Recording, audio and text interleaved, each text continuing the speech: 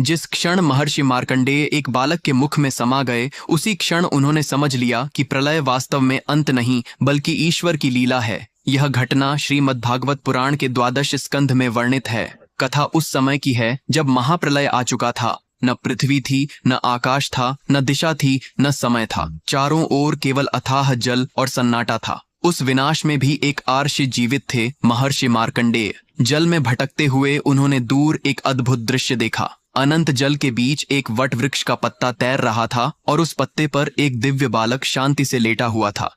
बालक का शरीर नीले मेघ के समान था, मुख पर अलौकिक मुस्कान थी और वह अपनी उंगली चूस रहा था, मानो प्रलय उसका कुछ भी न बिगाड़ सके।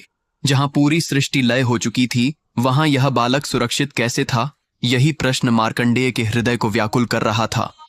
जैसे ही उन्होंने बालक को प्रणाम किया, बालक ने मुंह खोला और अगले ही क्षण मार्कंडेय स्वयं उसके भीतर खींचते चले गए। भीतर उन्होंने वही सृष्टि देखी जो बाहर नष्ट हो चुकी थी। सूर्य, चंद्र, लोक, पर्वत, समुद्र और काल। भय और विस्मय से उनका अस्तित्व कांप उठा। अगले ही पल वे पुनः बाहर आ गए और बालक पहले की तरह वटपत्र पर मुस्कुरा रहा था। तब बालक ने कहा, सृष्टि मुझसे उत्पन्न होती है, मुझ में स्थित रहती है और मुझ में ही लीन हो जाती है।